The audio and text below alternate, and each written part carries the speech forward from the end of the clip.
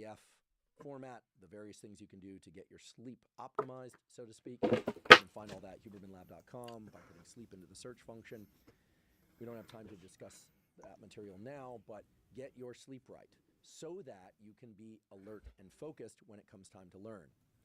Now, the process of being alert and focused on particular material that you want to learn can be enhanced by just having a silent script within your head, silent meaning you're not saying it out loud, where when you sit down to learn, you're looking at a book or you're listening to a lecture, perhaps a podcast like this, you're thinking, okay, I need to learn this, I need to learn this. You can voluntarily ramp up your level of focus and alertness by telling yourself that information is important. Don't be a passive participant in Let's learning, just go. basically New passive room. learning, by expecting the information to be so interesting that it pulls your level of attention and focus out of you. Rather, learn to engage your attention and focus voluntarily, volitionally. Okay? When we hear about ADHD, attention deficit hyperactivity disorder, we know that people with ADHD can attend very rapidly. They can really pay close attention for long periods of time if they like a given topic or a given experience or activity. They have serious challenges, however, engaging their attention and alertness if they are not excited about an activity or information. And so it is the hallmark of all good learners to be able to voluntarily force yourself to attend and to focus. And when I say force yourself, that means a constant bringing back of your mind's attention to whatever it is you're trying to learn. It is meant to feel difficult. I say meant to feel difficult because that strain that you feel, that encouraging or in some cases forcing yourself to attend, sometimes even putting on a hoodie and hat, literally putting blinders so that you can only attend to the material right in front of you, that straining that you feel reflects in part the release of neuromodulators like epinephrine, adrenaline in the brain and body, which serve to cue the neural circuits that they need to change at a later time. Okay, so the strain that you feel in trying to learn, the strain that you feel in forcing yourself to learn how to focus, that is good. That's a cue to your nervous system that it's going to need to change, that neuroplasticity needs to take place. Think about it. If you didn't feel that strain and you were able to perform whatever it is that you were doing or remember whatever information it is that you're being exposed to seamlessly, well, then your nervous system wouldn't have to change because it already has the capabilities within the neural circuits. So that strain that you feel, that agitation, is great. That's a cue that you are learning or that you set the learning process in motion. Now, it's also the case that some people don't have great levels of focus and attention. And there are, of course, pharmacologic tools. I would encourage anyone that has clinically diagnosed ADHD to talk to their doctor about whether or not they should use prescription meds and or other methods. Great sleep is always going to be an important substrate for attention and focus for anybody, but especially for people with ADHD. I highly encourage anyone that's interested in enhancing their levels of focus and attention to also consider the non-pharmacologic approaches. So this is irrespective of whether or not you need pharmacologic approaches. Yes, being well hydrated. Yes, the appropriate amount of caffeine for you that allows you to be alert but not, shaking and agitated can be very useful. However, the scientific data also support the fact that doing a brief, say 5 to 10 minute mindfulness meditation each day, these are the data from Wendy Suzuki's laboratory at New York University, showing that people who do a 10-minute meditation per day where they simply sit or lie down, close their eyes, focus on their breathing, their attention invariably drifts, they bring their attention back to their breathing. People who do that on a regular basis improve their level of focus, they improve their memory and recall ability, and of course there are a bunch of other positive effects of that simple zero-cost tool of mindfulness meditation. So if you're interested in improving your levels of focus and attention for sake of learning, I highly encourage you to explore the oh so valuable tool of mindfulness meditation, just 5 or 10 minutes per day, done on a regular basis. You miss a day, no big deal, just get right back to it the next day. Doesn't matter if you do it morning, afternoon, or night. No. Some people find that doing it too late at night might disrupt their sleep. But if you think about meditation of the sort that I just described as a perceptual exercise, Maybe you don't even call it meditation. You're just teaching yourself to focus. You could even do it with eyes open by focusing on a visual target, allowing yourself to blink. There are good data on this sort of approach as well. And then just making sure that your visual attention and cognitive attention comes back to that visual target over and over again. It's a deliberate process of bringing your attention back to a particular location.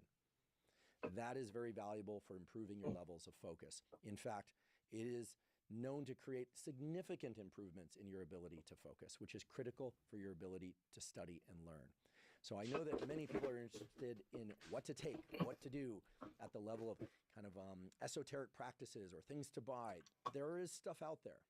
Again, I mentioned hydration, caffeine, great sleep, and so on. But the simple practice of mindfulness meditation, or just what I describe as a focusing perceptual exercise of bringing your attention back to the same location over and over again deliberately, will train you to train your nervous system to bring your attention back to whatever it is you're trying to learn. Now, I've done other podcasts about how to focus, about attention specifically, and ADHD. Again, you can find all of those at hubermanlab.com. Simply put ADHD or focus or tools for focus into the search function, and it will take you to the exact timestamps in those episodes that are relevant. Right now, however, I want to talk about the second part of neuroplasticity, which is that the actual changes in the nervous system, the strengthening and weakening predominantly of connections between neurons that underlie learning, do not occur during the focusing and learning, or rather the exposure to the material, but instead during deep sleep and sleep-like states. And again, I've done a lot of podcasts and talked a lot about tools for getting better sleep, but I just want to remind everybody that the actual reordering of the connections, the strengthening of connections between neurons that underlie learning, the weakening of those connections occurs during sleep, in particular during rapid eye movement sleep, which tends to predominate in the latter half of the night. So make sure that you're getting enough sleep for you. For some people, it's 6 hours. For some people, it's 8 hours.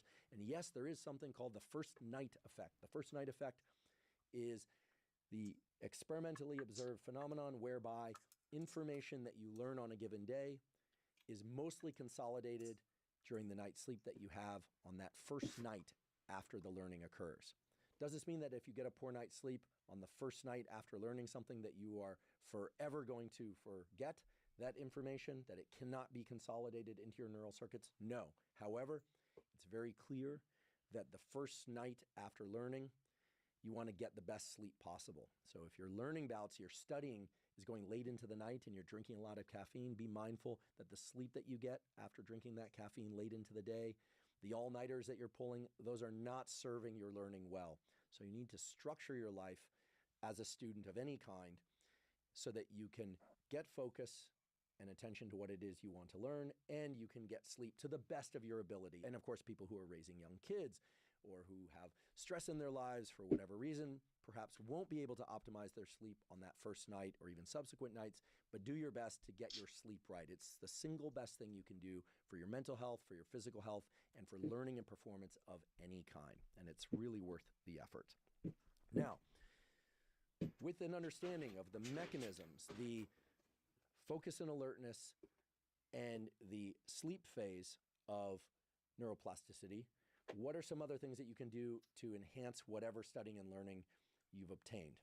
I already talked about a tool, a behavioral tool for enhancing focus. What about a behavioral tool for enhancing plasticity if your sleep is great, or especially if your sleep isn't great? And there, I highly recommend you explore non-sleep deep rest, or NSDR. There's a script for this in the show note captions.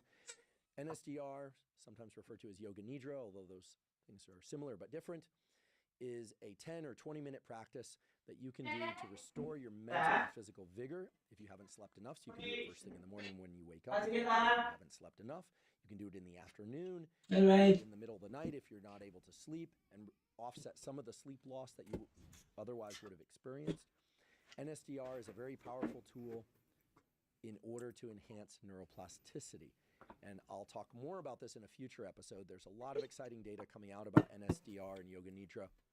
But if you're sleeping well, and even if you aren't, I highly encourage you to incorporate a 10 or 20-minute NSDR into your schedule someplace. Again, where you place it in your schedule isn't as important as the fact that you do it, in order to enhance neuroplasticity. That is the reordering of connections between neurons to serve the studying and learning that you're doing. Now let's talk about how the best students structure their days. Turns out there are great studies on this. There's a really nice paper, in fact, that surveyed close to 700 students. These were medical students, approximately equal number of male and female students, and analyzed the most useful learning habits. That is, the learning habits associated with the most successful students. Now, anytime you do a study like this where people take surveys, there's always the issue of causality. In fact, we can pretty much set aside any possible causality. For instance, I'm about to tell you that the very best performing students tend to study for about 3 or 4 hours per day. But you could easily say, well, they're the best students because they study 3 or 4 hours per day. They don't study 3 or 4 hours per day because they're the best students. And you'd be exactly right, okay? We can get into all sorts of discussions about correlation versus causation, about reverse causality, and on and on. However, none of that is the point here. The point here is to establish what are the habits that the most successful students seem to incorporate over and over again, regardless of what classes they're taking, regardless of where they are in their arc of their learning trajectory.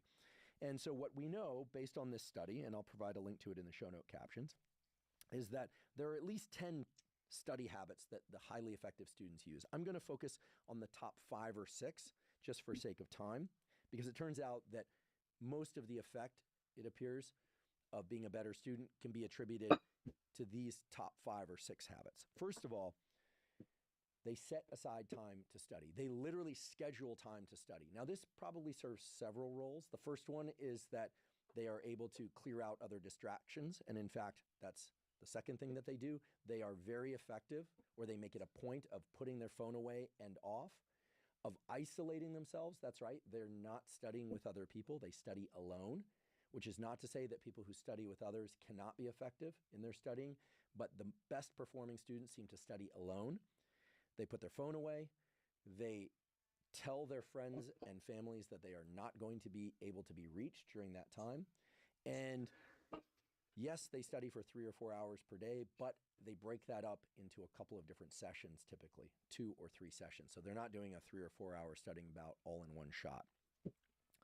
So they're managing their time, they're eliminating distractions, and they're studying for a consistent amount of time, at least 5 days per week. Okay? Presumably they're taking some weekends off, although that wasn't made clear from this paper.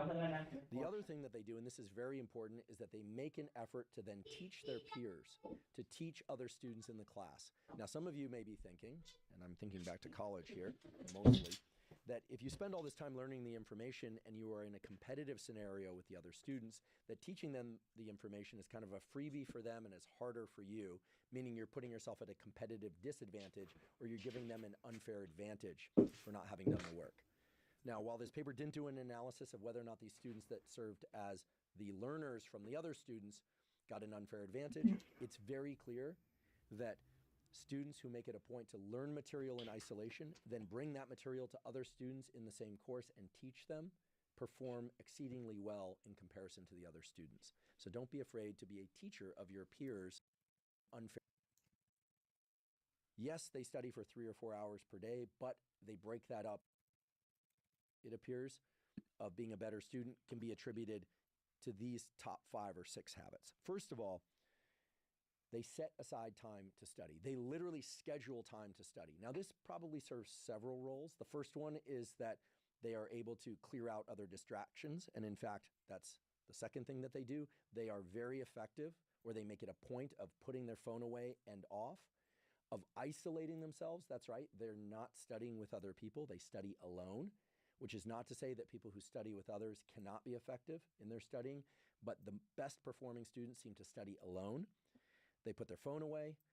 They tell their friends and families that they are not going to be able to be reached during that time.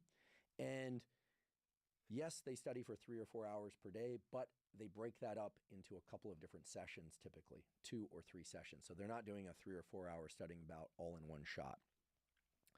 So they're managing their time, they're eliminating distractions, and they're studying for a consistent amount of time, at least 5 days per week. Okay, presumably they're taking some weekends off, although that wasn't made clear from this paper. The other thing that they do, and this is very important, is that they make an effort to then teach their peers, to teach other students in the class. Now, some of you may be thinking, and I'm thinking back to college here mostly, that if you spend all this time learning the information and you are in a competitive scenario with the other students, that teaching them the information is kind of a freebie for them and is harder for you, meaning you're putting yourself at a competitive disadvantage, or you're giving them an unfair advantage for not having done the work. Now, while this paper didn't do an analysis of whether or not these students that served as the learners from the other students got an unfair advantage, it's very clear that students who make it a point to learn material in isolation, then bring that material to other students in the same course and teach them, perform exceedingly well in comparison to the other students. So don't be afraid to be a teacher of your peers in order to test, this is key, to test and develop mastery of the material. Now, in my laboratory for years, we used to have a saying, which I simply picked up from the laboratories I was trained in. I didn't come up with the saying, which was watch one, do one, teach one. And that was referring to doing surgeries or suturing or doing an antibody reaction or a Western blot or things that you do in laboratories. Watch one, do one, teach one. Watch one, do one, teach one, of course, should be reserved to anything where no one's going to be put in danger by the watch one, do one, teach one procedure, right? Some procedures, especially in laboratories, can be dangerous given the materials you use, etc. And of course, today we're talking about learning and studying generally. So provided it's safe, watch one, do one, teach one is an excellent means to learn, that is to study new material, to develop proficiency and even mastery. And over time, perhaps even virtuosity. We'll return to that later, those distinctions. So going back to this idea that the best students set aside time, they designate time to study alone without distractions, that is sure to help them anchor their focus and attention. They know that they're going to need to use their focus and attention during that time. And we know with absolute certainty that focus and attention are a limited but renewable resource in the human brain. The longer you're awake, the more is the buildup of a molecule called adenosine in your brain and body. It makes you sleepy, makes it harder to focus. When you sleep, adenosine levels are pushed down again. You're able to focus again. You feel more alert. You can think of adenosine as limiting your attentional budget, which is not to say that some people don't study best in the afternoon or in the evening or even late at night, right? I recall times during university when I'd study between the hours of 10 p.m. and 2 a.m. I don't do that any longer, but scheduling time where you know you're going to need to be focused and attending is perhaps one of the most important things toward being able to focus and attend to the material. Now, if you're taking courses, you probably are going to be a slave to the timing of the courses. You aren't going to be able to tell the instructor, okay, listen, I want you to do this course at 3 p.m. because that's when you learn best, or at 8 a.m. because that's when you happen to be able to attend best. However, to the extent that you have any control over the time in which you're going to study, keeping that at a regular time or times, perhaps one block early in the day, one block later in the day, perhaps 2 blocks early in the day, and so on, is going to be beneficial. It turns out that's also supported by the research literature, that the brain, just like with its sleep-wake cycles that entrain to a regular schedule, that is, your brain and body get used to being active and inactive at particular times based on your exposure to sunlight, your exposure to activities, your social rhythms, etc. If you regularly, meaning for the course of about 3 days, make it a point to focus and study at particular times, again, pulling your attention back. It's not an automatic process, but pulling your attention back to a specific location, perhaps on a page or that you're listening to in a lecture, your body and brain will start to entrain to that rhythm such that you will be able to focus and attend better simply by virtue of the regularity of the timing of the exposure to the material. Okay, so you probably need about 2 or 3 days to break into a regular schedule of focusing and attending and studying at a given time or times. Allow yourself that transition period, but then make it a point to schedule those times to study. Set aside your phone. Tell people you're going offline. Turn off the Wi-Fi if you need to or have to. You may need it for your studying. I don't know. Depends on what you're studying. But limit distractions at all costs and learn to just focus on the material. And this is a skill. This is the most important thing to understand. It's a skill to be able to focus and study. And it's a skill that you can learn very quickly, especially if you schedule it for regular times and you give yourself 2 or 3 days in which to adapt to those schedules and times and then try and stick to them as regularly as possible, perhaps even on the weekends if you're approaching the end of the quarter or semester, perhaps even on the weekend, even if you're not in the quarter or semester. Keeping those regular times will entrain your nervous system to study and learn at its best at those particular times. I'd like to take a quick break and acknowledge our sponsor, AG1. By now, many of you have heard me say that if I could take just one supplement, that supplement would be AG1. The reason for that is AG1 is the highest quality and most complete of the foundational nutritional supplements available. What that means is that it contains not just vitamins and minerals, but also probiotics, prebiotics, and adaptogens to cover any gaps you may have in your diet and provide support for a demanding life. For me, even if I eat mostly whole foods and minimally processed foods, which I do for most of my food intake, it's very difficult for me to get enough fruits and vegetables, vitamins and minerals, micronutrients, and adaptogens from food alone. For that reason, I've been taking AG1 daily since 2012 and often twice a day, once in the morning or mid-morning and again in the afternoon or evening. When I do that, it clearly bolsters my energy, my immune system, and my gut microbiome. These are all critical to brain function, mood, physical performance, and much more. If you'd like to try AG1, you can go to drinkag1.com/Huberman to claim their special offer. Right now, they're giving away 5 free travel packs plus a year's supply of vitamin D3 K2. Again, that's drinkag1.com/Huberman to claim that special offer. Before I move into specific ways to study in order to maximally offset forgetting, notice I didn't say in order to learn, but rather to maximally offset forgetting, aka learning, stably learning material. There's one other point that I wanted to pass along from this really nice study on the study habits of highly effective medical students that I've been referring to. And that is when one examined, or these people were asked about their motivation for studying, the best performing students had an interesting answer. They had a very long-term understanding of how, or belief rather, about how their success in medical school would impact their family, how it would impact their life arc, how it would change them. And they weren't particular about the ways in which it would change them or their family. In fact, it was a rather broad, abstract, aspirational way of thinking about their study efforts. So what I like so much about this paper is that, in addition to having a fairly large sample size, close to 700 students that were evaluated, and yes, it's purely, self-report and this kind of thing, nonetheless, it bridges the two extremes of studying and learning. It gets right down into the nitty-gritty of how long they study, when they study, the things they do to limit distraction that we just discussed. But it also gets to their underlying psychological motivations and the thing that they use in order to pull them forward through their study efforts, perhaps especially when their desire is waning or their level of fatigue is increasing. I don't know that, I'm speculating here. But this is this aspirational component of going to medical school, which it turns out in the country in which this study was done, only very, very select few of the very best students are able to achieve that. And they have to learn the information in a different language altogether, which is incredible. I always marvel at that. I have friends that did their PhD thesis in Italy. They're Italian by birth. They now happen to run a laboratory in Italy. And they had to do their PhD training and write papers and give their thesis, dissertation, and defense in English, even though English was their second language. So talk about a challenge, and that's just one example that I can think of. There are many examples of that.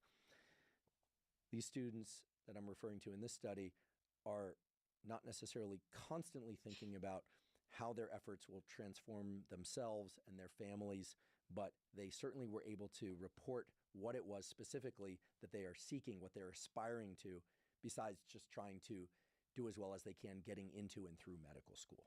So the high-level aspirational stuff within you, whatever that is for you, it's going to be highly individual, is certainly important, and it offers a bookend to the nuts and boltsy kind of stuff that you're going to do, I would hope, in order to best study and learn the specific material, so the specific actions that you're going to take each day to learn specific bits of information that will pull you toward those important aspirations. And now again, if you love the material you're learning, this aspirational component is probably not as important, right? I can recall during university and graduate school and so on, thinking, oh my goodness, this is like the coolest thing I've ever heard. I'd probably say that about a million different topics. Like, oh my goodness, circadian rhythms, seasonal rhythms, melatonin, neural circuits, dopamine. I was just awash with excitement about what I was learning. But of course, sometimes I would take a course where the material was, I don't know if it was more challenging or not, but I had a harder time getting engaged by the material, either by virtue of how it was being taught to me or the material itself.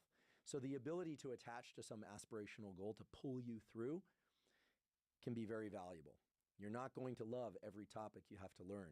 However, I will say that, at least in my experience, some of the courses that I look back on most fondly are the courses that I struggled with the most. And in fact, that's the basis of the next and easily one of the most important studying tools. So a key theme in all of the excellent literature, that is the peer-reviewed research on how best to study, is that studying that feels challenging is the most effective. I know nobody wants to hear this. Everyone wants to hear about flow. Everybody wants to hear about information just sinking into their brain by osmosis. I think it was a Garfield cartoon where he talked about learning by osmosis. There's this very cute real-world video of a kid in a classroom. I believe it's in China, where he's taking the book and he puts it on his head. Maybe I can find this clip, and he's just kind of like trying to wash it into his brain. It's a super cute clip, but guess what? That doesn't work. I mean, it works to put the book on your head. It doesn't work it's not going to get the information into your brain. Perhaps someday there will be ways to rapidly download information into neural circuits. Right now, we've known for hundreds, if not thousands of years, that effort is the cornerstone of learning. So I know there are probably some groans about that. I know some of you perhaps were hoping that today I was going to tell you how to study so that studying wasn't painful. I think I can accomplish that by the end of today's episode. But in order to do that, let's take another quiz. Okay, so here's the quiz. Again, you can answer these questions in your head. You don't have to tell anyone, but you could write them down or say them out loud if you want. The first question is, when during either your states of alertness or sleep does the remodeling of neural connections occur? I like to think this is a pretty easy one. Okay, the answer is during sleep. The second question is, what is one behavioral tool that you can use to improve focus? The answer is simple mindfulness meditation, which I'd prefer you think of simply as a perceptual exercise. So again, just sit or lie down, close your eyes, focus on your breath. When your attention drifts, bring your attention back to your breath, and so on. Or if you prefer, you can do this eyes open by focusing on a visual target, either a foot or 2 feet or 3 feet away, whatever distance is comfortable for you, allowing yourself to blink as needed, but forcing yourself to focus on that visual target for, say, 1 to 3 minutes, maybe even 3 to 5 minutes, maybe even 10 minutes. Again, please blink. You don't want your eyes to dry. Both those tools will improve your ability to attend, to focus to other material when the time comes. Okay? The circuits for focus and attention themselves are subject to neuroplasticity. And then the third question is, can you name or list off in your mind 3 tools that the most effective students have been shown to use? Your I can phone, think of a lot of time, limiting and distraction by virtue of putting away studying phones alone. and telling others you won't be in contact with them. 2, I'm getting these out of order, I realize, is to isolate, to study alone. And the third that I can recall is to teach others in the same course. Okay, you can probably think of a few others. Now, why are we taking these silly little quizzes? Well, turns out they're not so silly when one considers that hopefully you'll remember the information from today so that you don't have to listen to it over and over again. But that if ever there was a strongly research-supported tool in the literature, in the peer-reviewed literature about how students can learn information better, it's testing. And I know, we think of tests as a way to evaluate our knowledge, but it turns out that testing is one of the best ways to build our knowledge, to retain our knowledge, and again, to offset forgetting. Now, the study of testing as a learning tool, not just as a way to evaluate how much information we've learned, goes back over 100 years. There's a classic study that was done in 1917 where grade school-aged children read biographies. So they read biographies, and then the kids were divided into different groups. One group read and reread those biographies over and over. Another group read the biographies once and then were tested on those biographies. But get this, they tested themselves on those biographies simply by having to think about the information that they had read and trying to remember the information, like what was the biography, who was the person, who were they married to, what did they do, when did they go to school, what did they do in school, what did they do in the world, what role did they play in life.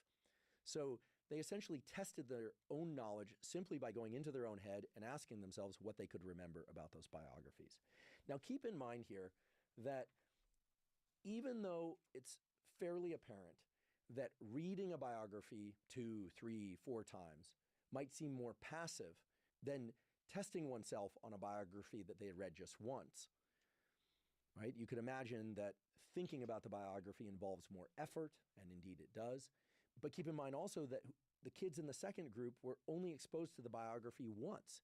And yet, when you look at the percent of accurate recall of information from those biographies, the children that read the biography once and then made a deliberate point to think about that biography in their own mind, to effectively test themselves on that material just within their heads over and over, but an equal number of times as the kids that read the biographies directly on a page over and over, vastly outperformed the kids that read the biographies over and over. Put differently, reading and rereading material and rereading material is far less effective than reading material and then thinking about that material, testing yourself on that material, forcing yourself to bring that material to mind in your own mind.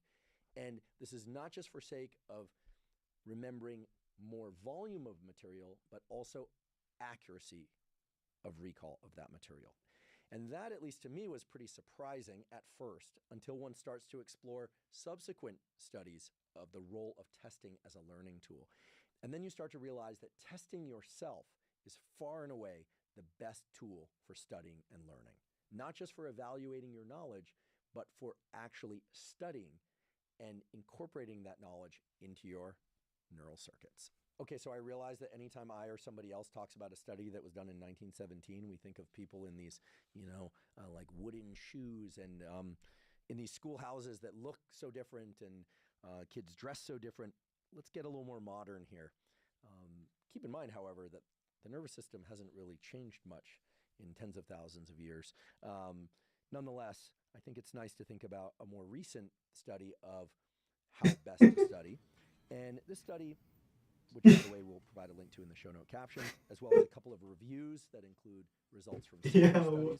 Again, I'm pointing to a body of research, not just one study here. Looked at whether or not studying material 4 times, so study, was better in terms of locking that information into people's minds, allowing them to use that information flexibly, which is an element of creativity, essentially giving them mastery of the material, then a different group which studied once, studied the material twice, studied the material 3 times, then was tested on the material. Or a third group that studied material once, then took 1, 2, yes, 3 tests on the material. Now, so what I just described was 3 groups, all of whom read a passage. This was a passage about animals, about biology, some other topics too in different experiments. Again, 3 groups. One group studies 4 times. They study the material 1, 2, 3, 4 times. Then later, they take a test. The second group studies 1, 2, 3 times, takes a test on that material, and then later takes a test. The third group studies the material once, then takes 3 tests on the material, and then later takes a test. So what's analyzed and compared between these different groups is their performance on that final test, okay? What I put in as the 5th bin there, right? Because it was, think about it as SSSS, so study, and then later test. Or SSST, study, test, and then later test. Or STTT, study, test, and then later test. So what's compared and contrasted is performance on the test some period of time later. Now, some experiments made that final test of the material a couple days later. Other experiments made it a couple weeks later. Other experiments made it much later, months or even a year later, okay? The point here is twofold. First of all, based on everything I've told you thus far, you can probably guess who performed best on the test that occurred some period of time later. Okay? Right.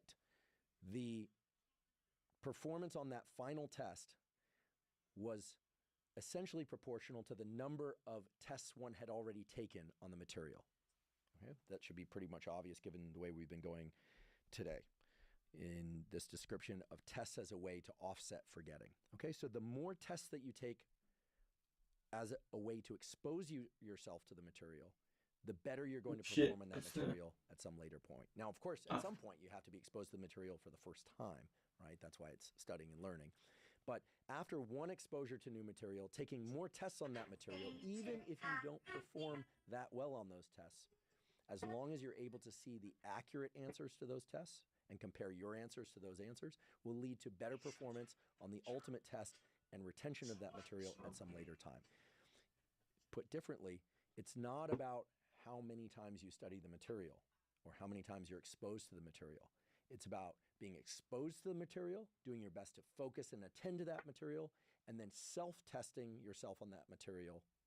Or as the case may be, if an instructor is the one giving you the test, but nonetheless taking tests on that material, not just once, but ideally 2 or 3 times. That's what really locks the material into your neural circuits. That's what's going to lead to the most pervasive change, the most durable change, we should say, in your neural circuits that carry that material, that hold that material in your mind, what we call neural encoding, okay? So the more times you test yourself or that you are tested on material, the better your retention of that material.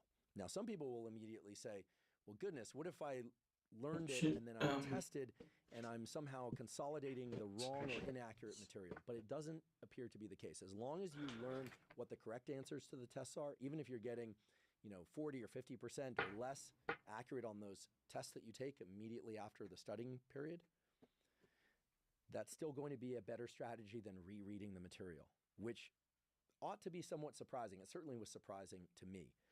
But you know what's even more surprising and a little scary, and that we all should know, and I wish I had learned when I was like in the 2nd grade, is that if you ask students, how confident are you in the material that you just learned?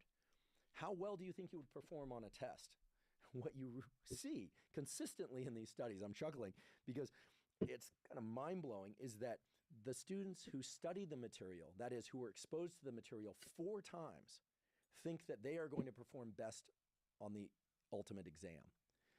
However, the students that study the material once and then are tested 3 times on that material, they think that ultimately they're going to perform least well. For instance, they ask them their confidence, how well do you think you would perform on a test of this material in 2 weeks, or in a year, or in 6 months, or even tomorrow? They report, that is, the students in the study test group report much lower confidence in the material, much lower sense of mastery of the material, compared to the students that were exposed to the material 4 times, who are saying, yeah, I think I would do pretty well, or very well. And guess what? The exact opposite is true. Put differently, when you're exposed to material over and over and over again, you think you've learned the material. In fact, your confidence that you've learned the material increases with each subsequent exposure to the material, but actually, you haven't learned it at all compared to the people that are exposed to the material and then take tests on the material, oftentimes straining to get the answers right on those tests. In fact, sometimes getting those answers dead wrong, and then realizing they get those answers dead wrong, or sometimes they just sense it. But guess what? Testing yourself once, twice, maybe 3 times prior to the ultimate test of your knowledge of that material is far and away the best way to lock that material into those neural circuits. Now, I say I wish I had learned this when I was a student because to some extent I used a self-testing approach. The one most salient example of that is I took a course when I was in college. I still remember. It was Biosciences 169L, Neuroanatomy Laboratory, taught by Ben Reese. He's still there, I believe, and he was known then, and I'm sure still now, if he's still teaching, as extremely challenging professor. Extremely challenging, not as a person, not his personality, but a ton of detail and rigor and high expectation for this laboratory course in neuroanatomy, which involved lectures, It involved in a neuroanatomy textbook where you'd look at, essentially panels of different brain sections from different species, different types of stains of different brain tissue. Mind you, this is an undergraduate course.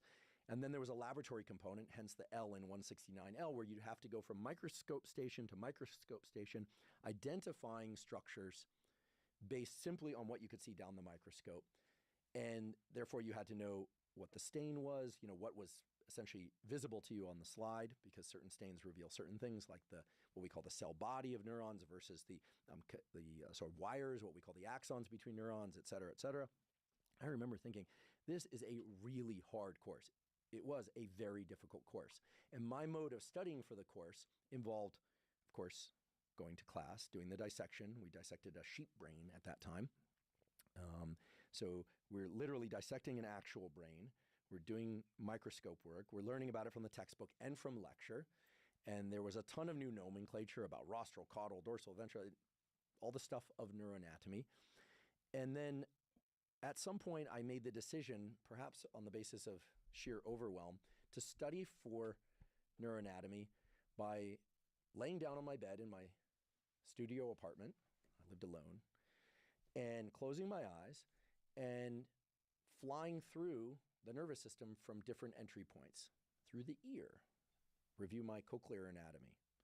Through the eye, review my retinal anatomy. Through the dorsal surface of the brain, think about the sulci and gyri, and then the corpus callosum, and then I can still see it in my mind's eye. So my process of studying for neuroanatomy, yes, involved exposure to the material, but it involved hours upon hours of thinking about the material within my own brain. So it's a little bit meta unto itself there. As a consequence, I like to think, in fact, I believe with some confidence that I have very high mastery of neuroanatomy in different species as well. Now, that's my particular area of expertise. I don't think I'm any kind of savant with respect to neuroanatomy. I just spent hours upon hours learning the material and then reviewing the material within my mind. So in other words, testing myself. Here's what I would do if I were moving down a trajectory of a neural tract, for instance, between, say, the hippocampus and a neighboring structure, and I didn't know what was next. I would then go look it up in the textbook, and then I'd go back to this, mental exercise, visualization type studying. It really wasn't studying is the point. The point is that I was testing myself. I was trying to find the points in which I no longer had the knowledge to move further through, in this case, my mental image of the brain, but through the material. And this is the key aspect of testing. It's not about just knowing how many things you get right, how many things you get wrong. It's about recognizing exactly what you know and don't know. And an important component of testing is running up against those things where you say, I can't remember. I don't know what comes next. Or I'm certain that that structure is the fimbria. And then you go and you look and you go, it's not the fimbria. But guess what? I'll never forget, for instance, the location of the habenula, or what it looks like. A structure which, by the way, since these names are kind of esoteric, at that time we didn't know what it does. It turns out it's involved in disappointment. It's key to the depression circuits, or the circuits that underlie depression in some individuals. It is suppressed by viewing of morning sunlight. We know that too. And by getting too much artificial light exposure in the middle of the night, you enhance activity of the habenula. Beautiful work not done by my laboratory, but by other laboratories demonstrates that. So what I just did for you there was hopefully teach you a little something about neuroanatomy and depression, but more importantly, to just illustrate that how you test yourself can be highly individual to the ways in which you learn best. Now that contradicts what I said earlier, which is that this notion that people have different learning styles, and some people are verbal learners and some people are auditory learners, and etc., doesn't really hold up so well anymore. But which, by the way, is not to say there isn't any research to support it. It's just that it's heavily contradicted by other research that contradicts that idea. But your approach, your mode of best testing yourself on material for sake of offsetting the forgetting process and for identifying where you have gaps in your knowledge, or where you thought you knew something but you don't, or you knew something but it's wrong, that can be accomplished through the approach that's best for you, which in my case turned out to be lying down and thinking about the material in my head. And still to this day, when I read a paper, I don't always do this, but what I try to do is then take a walk in my yard, think about the key components of that paper, and think about some of the graphs that are especially important, which is what I'm going to do now. I'd like to take a brief break to thank one of our sponsors, Element. Element is an electrolyte drink that has everything you need and nothing you don't. That means the electrolytes, sodium, magnesium, and potassium, in the correct ratios, but no sugar. Now, I and others on the podcast have talked a lot about the critical importance of hydration for proper brain and bodily function. Research shows that even a slight degree of dehydration can really diminish cognitive and physical performance. It's also important that you get adequate electrolytes in order for your body and brain to function at their best. The electrolytes, sodium, magnesium, and potassium, are critical for the functioning of all the cells in your body, especially your neurons or nerve cells. To make sure that I'm getting proper amounts of hydration and electrolytes, I dissolve 1 packet of Element in about 16 to 32 ounces of water when I wake up in the morning, and I drink that basically first thing in the morning. I also drink Element dissolved in water during any kind of physical exercise I'm doing, especially on hot days if I'm sweating a lot and losing water and electrolytes. If you'd like to try Element, you can go to drinkelement.com/Huberman, spelled drinklmnt.com/Huberman, to claim a free Element sample pack with the purchase of any Element drink mix. Again, that's drinkelement.com/Huberman to claim a free sample pack. Okay, so I like to think that we're establishing that testing yourself or testing your students or being tested by your teacher is the best way to offset forgetting. Let's look at the literature that actually supports that statement directly. Because in the previous experiment I described, it was either study, study, study, study, or study, study, study, test, or study, test, test, test, and then later everybody takes a test at the same time. A variant on that was done where they had one group of students study material, so this is new material, and when I say study, I mean they were exposed to the material for the first time. And I realize this is a little bit of a problem because we're using the word study when, in fact, I'm trying to make the point that testing yourself is studying. Okay, so forgive me, but this is the way it's mapped out in these experiments and these papers, should you look them up in our show note captions. One group is exposed to the material, what we're called studying, and then takes a test immediately after. They are told what they got right, what they got wrong on that test, and what the correct answers are. And then sometime later, after a delay, they take a test of the same material. Another group studies, that is, they're exposed to the material, then there's a delay. Okay, that delay could be days, it could be weeks. This experiment has been done every which way, it seems by now. Then they're tested, and then there's another delay, and then they take a test at the same time that group one did. Okay, so again, it's study, test, long delay, test for group one, or study, delay, test for group two. Remember, the final test is taken at the same time by everybody.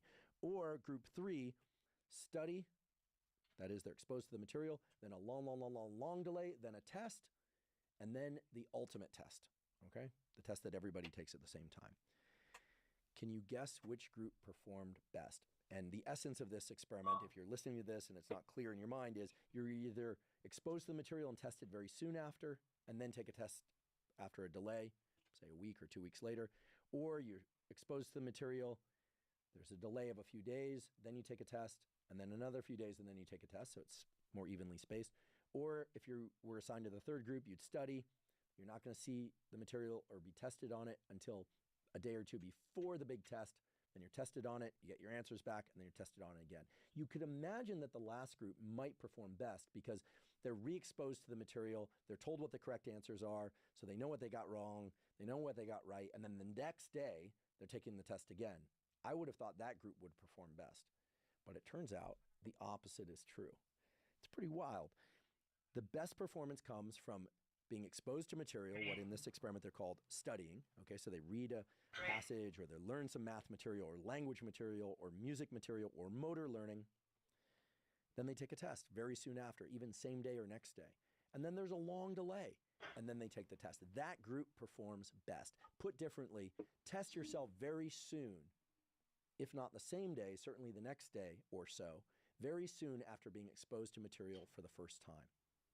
As opposed to the last group, which performs worst. They perform worse. Being exposed to material, then there's a long period of time, then you're tested on that material, you are told what you got right, what you got wrong, and then the next day you take a test again, even with overlapping questions to the test you took just the day before, and that group performs worst. And the group that studied, had a gap test, they performed somewhere in the middle. What does this tell us? What it tells us is so important. vis-a-vis neuroplasticity, vis-a-vis best learning strategies. This is something that, goodness, I wish I had learned when I was in graduate school, when I was an undergraduate, when I was in high school and elementary school. Goodness, even when I was in kindergarten, I wish I had learned this. Test yourself on the material that you were just exposed to very soon after your first exposure to it, because that offsets the natural forgetting of new material that the brain is exposed to. This is absolutely the hallmark of all the impressive data about testing as a tool for learning. Testing oneself or your students, or being tested if you're the student by your teacher, as a tool not just for evaluating performance, for knowing what you know and don't know, but for consolidating that information in your neural circuits. And when I say consolidating that information in your neural circuits, I realize it's a mouthful. What we know is that this business of putting the testing soon after exposure to new material is about offsetting the forgetting of that material. So you might say, wait, if that's true, how come studying the material and then waiting and then taking 2 tests right back to back where you're learning the material again during the test, that should be the best performing group?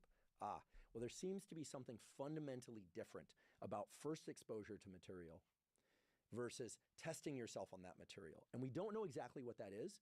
There's some interesting neural imaging data in humans that this has to do something with this notion of familiarity with material. This is very simple, so this is easy to understand, even though it involves a little bit of memory neuroscience nomenclature. Familiarity with something, recognizing it, is not the same thing as having agility with that thing, of having mastery of that thing. Is not the same thing as having mastery of the material, of having committed it to memory. Okay? So when you read something over and over and over, you see it over and over, you hear it over and over, you think about it over and over. Of course, you're reading it or you're hearing about it. And you think that you're learning the material, that your neural circuits are changing, but it's a pretty passive process. Or even if it's a difficult chapter to read or a difficult passage of music, the difference is when you're tested on material, something happens in your performance of or recalling of, if it's just, cognitive, or you're writing it down, or you're told to play the music or do the motor movement, something happens in the error, the getting wrong of certain things that cues your nervous system to lock in the information that you have right and to remember what you have wrong so that you then correct it, which is far and away different than exposure and re-exposure and re-exposure. Okay, so it's a prerequisite to learning that you need to see the material for the first time. You can't just start testing yourself on material that you've never been exposed to. I suppose you could, but you're going to get it, I would imagine, mostly wrong, or all wrong. But this business of using testing very soon after first exposure to material as a tool to study in order to offset forgetting is clearly tapping into this difference between familiarity with something, for which we know certain brain areas are activated, versus recollection, being able to take that material and bring it to memory, bring it to your focused attention, and use that material. I realize this is a bit abstract, and some of this is still being parsed. If you're interested in the neuroscience of familiarity with something versus your ability to actually recall something and have mastery of that material, there's a really nice review that I provide a link to in the show note caption. It's published in the journal Hippocampus. I always chuckle at the fact that there's a journal that named after a brain structure. After all, as far as I know, there isn't a journal called Retina or Amygdala.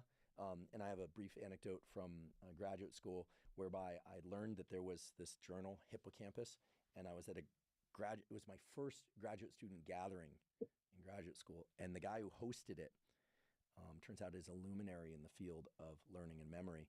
And I was saying, this is ridiculous. Like, there's a journal called Hippocampus. Here I am, first year graduate student.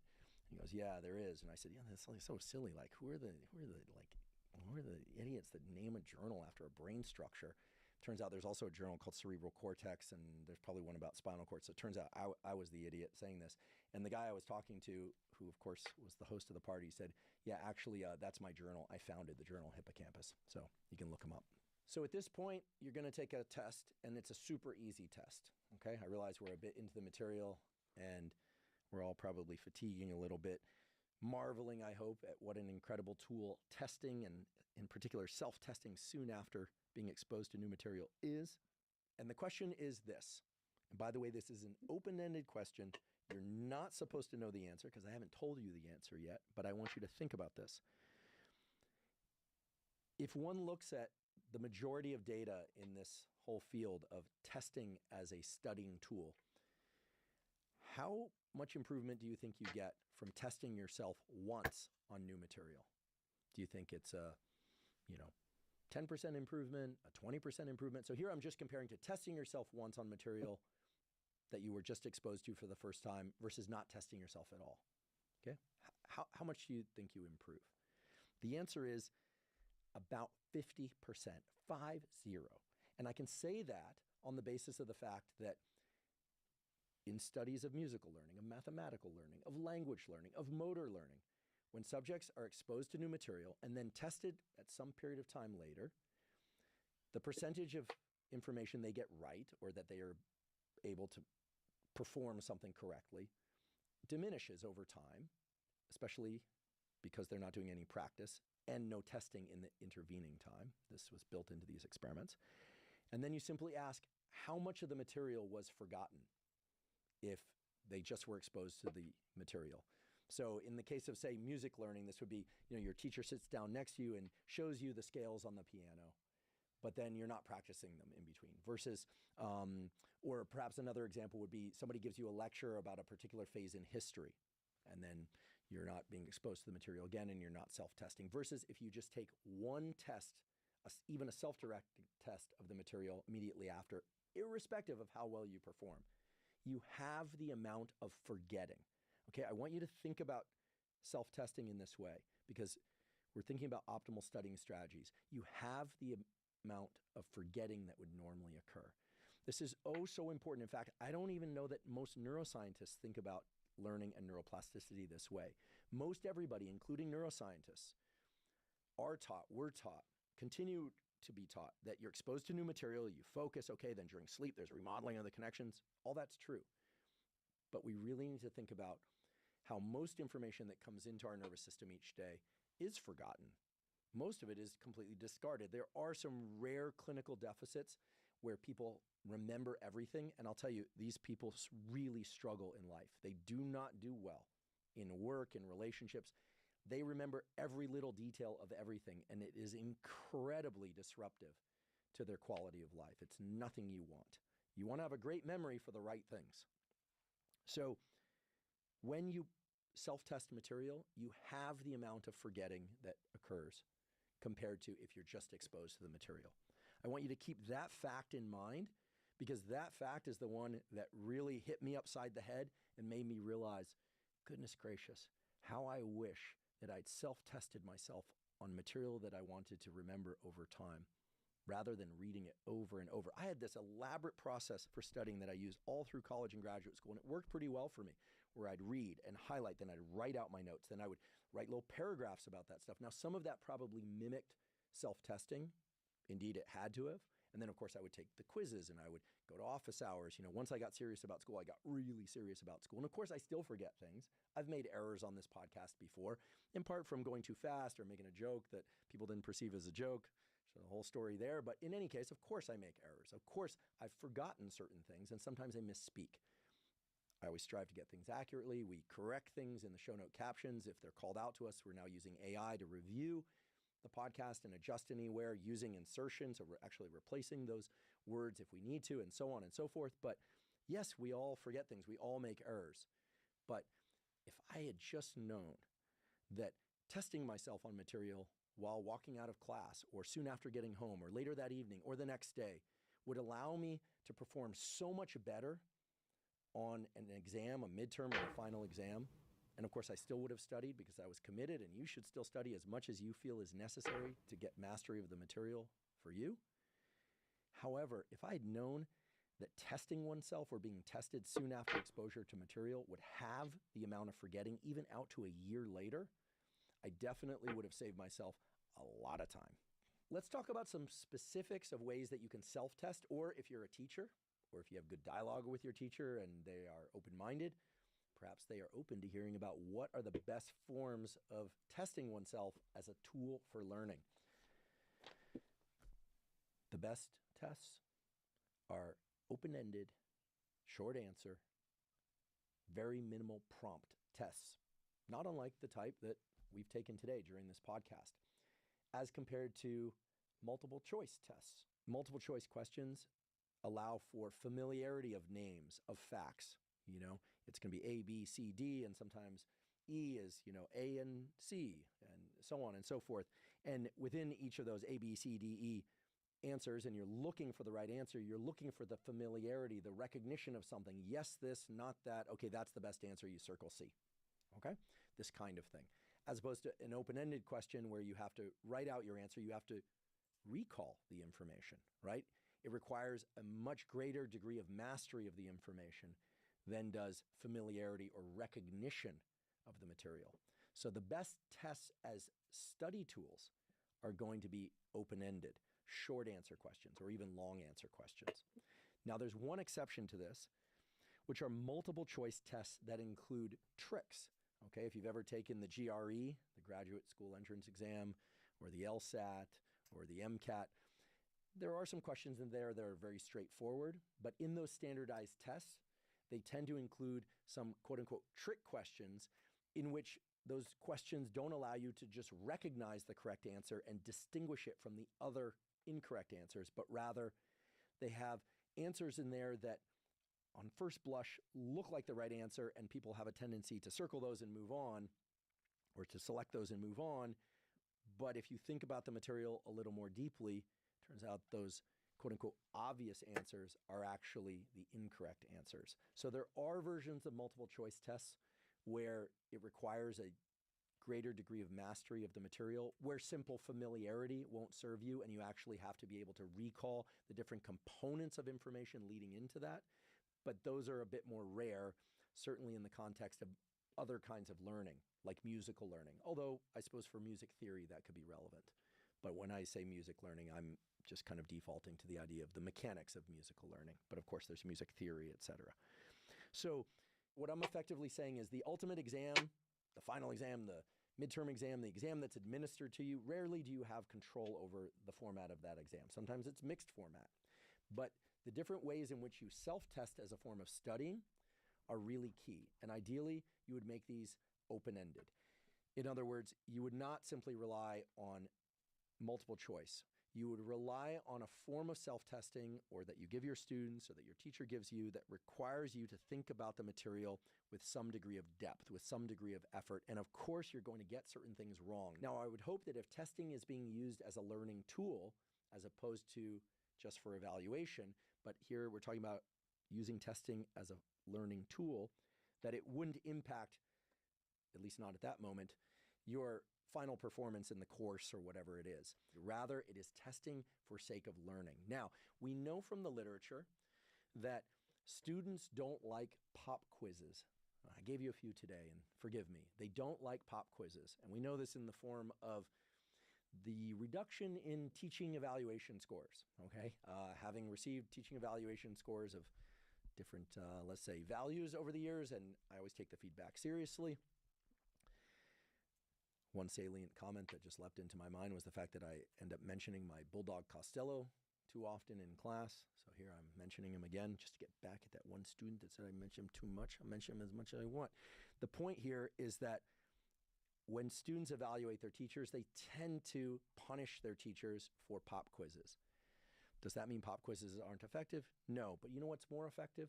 Telling students at the outset of class, or telling yourself at the outset of any kind of learning expedition, because this isn't just about the classroom, that you're going to take a bunch of exams, that you're going to use testing or quizzes, whatever you want to call them, as a form of teaching and learning. And that you can expect 5 tests or 5 quizzes during the course of being presented the material, or that you are going to test yourself every day after the material. Now, sometimes you have to go from one class to the next class. There isn't an opportunity to test yourself. But guess what's not going to be helpful? Walking out of class and getting immediately onto your phone. We know that that probably inhibits your ability to remember the material, because it's going to enhance forgetting, because you do have this key opportunity right after being exposed to new material to help offset the forgetting by testing yourself on that material as soon as possible after being exposed to it. So again, even though I did not attend school in an era where we had smartphones and texting, I recall walking out of class and just walking out of class and going on my bicycle.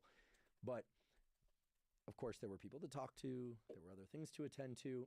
If you're really serious about learning material, take a few seconds, maybe even a few minutes after being exposed to that material and think about that material. Test yourself on it.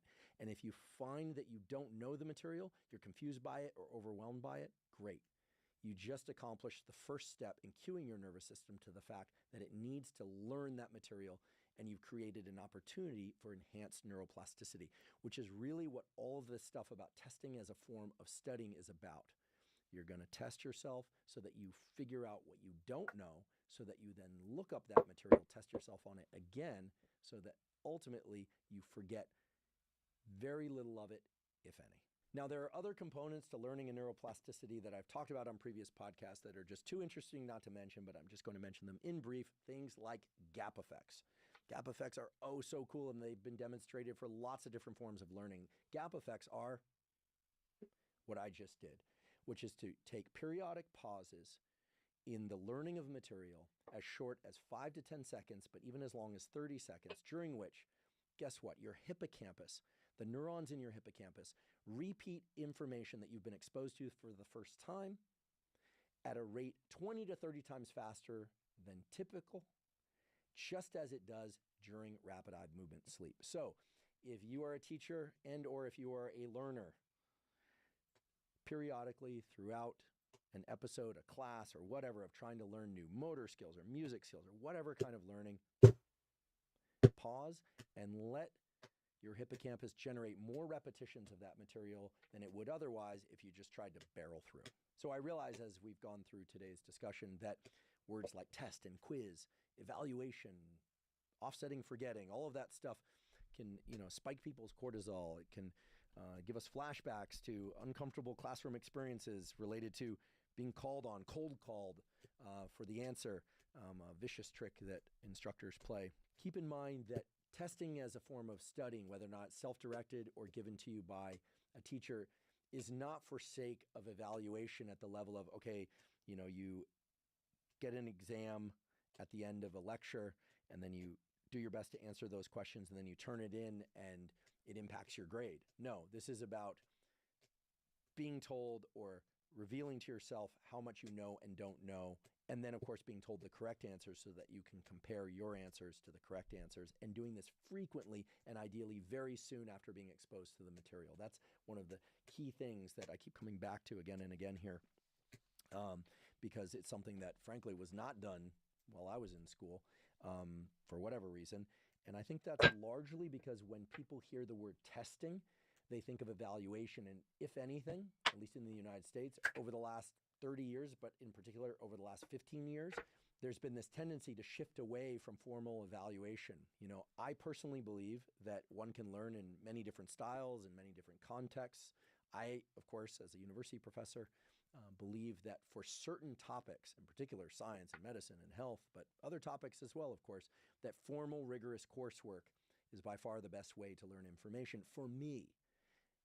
But that regardless of whether or not you're learning just from YouTube, or you're learning from podcasts, or you're learning from books, or you're learning from the school of life, as it were, from experience, that testing as a form of studying is absolutely key. And gosh, there's such a beautiful body of research. In fact, I'll link to several studies, including a review entitled Testing Enhances Learning, a review of the literature, as well as a beautiful article, Test Enhanced Learning, which gets into this. And there's a wonderful book about this that I'll also provide a link to in the show note captions, all, of course, authored by researchers who have worked squarely in this field and compare the data on testing as a studying tool to other forms of studying and learning. So it's a really impressive literature that I do believe we all should have known about, and that's why I'm passing it on to you now. Now, before we wrap up, I want to make sure that I emphasize some of the other key components to studying and learning that have nothing to do with testing as a studying tool. And those are the role of emotion, the role of story, and the role of what's called interleaving. Now, in terms of emotion, I think we all inherently understand that more emotionally laden experiences are remembered more durably. We tend not to forget them. In fact, this is the basis of things like PTSD, post-traumatic stress disorder.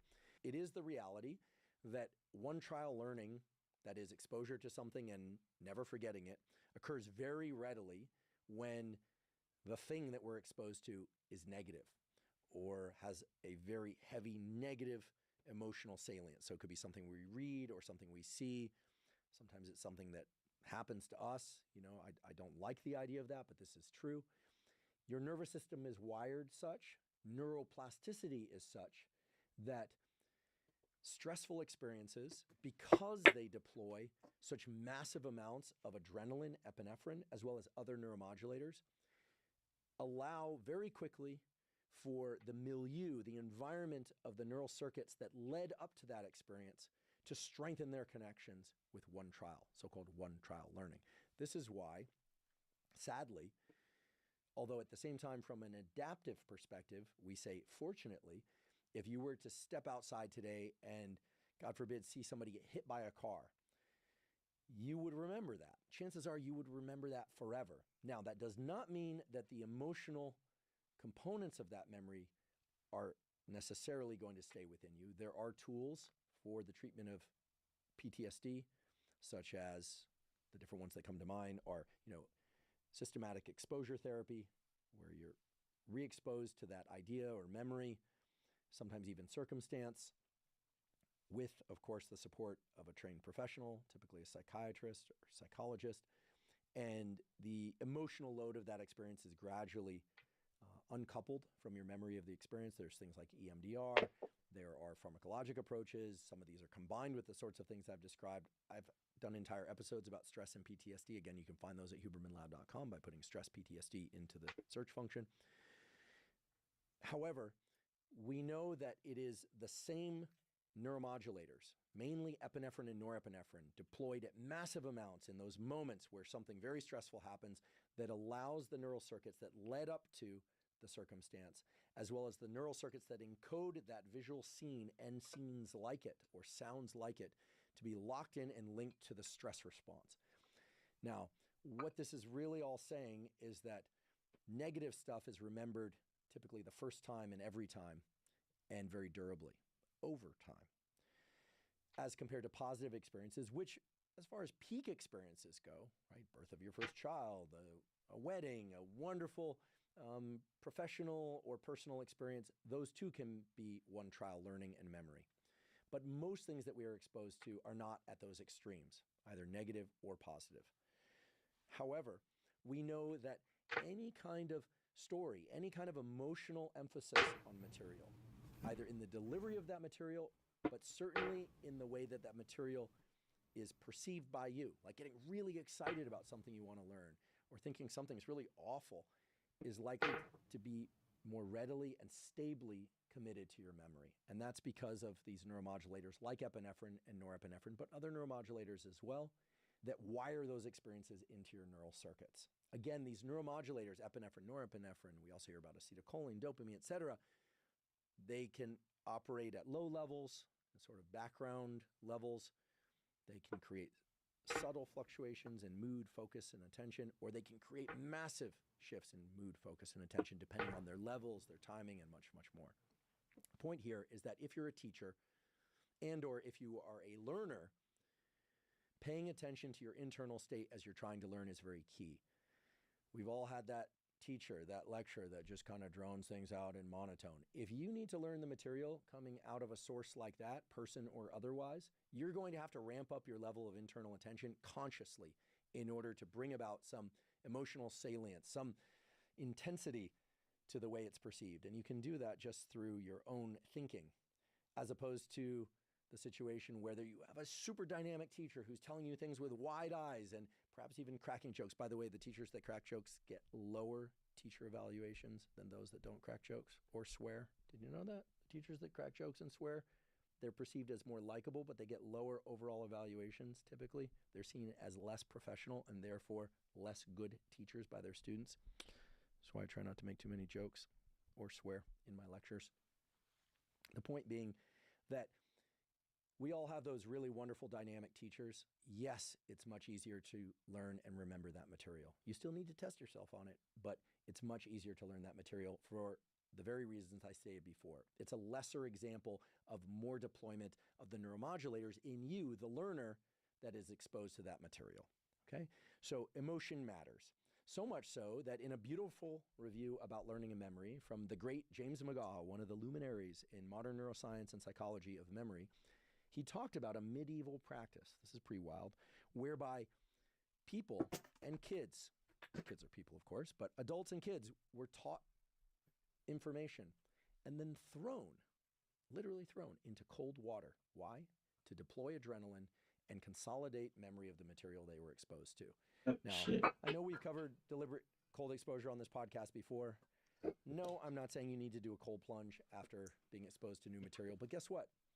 They were doing that many hundreds of years ago, and it makes sense logically based on all our understanding of the neurobiology underlying things like PTSD, underlying emotion-laden memory formation and consolidation, and our ability to remember things that were emotionally laden much better than things that were less emotionally laden.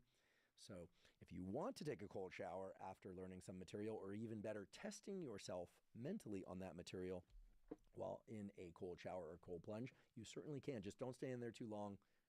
Use best practices. If you want to know what those best practices are for deliberate cold exposure, you can check out our deliberate cold exposure newsletter at hubermanlab.com. It's completely zero cost. You don't even need to sign up. You simply I like this guy so much. I'm gonna subscribe to him. Alright, it's a pretty good course. Good podcast. Good workout. New room.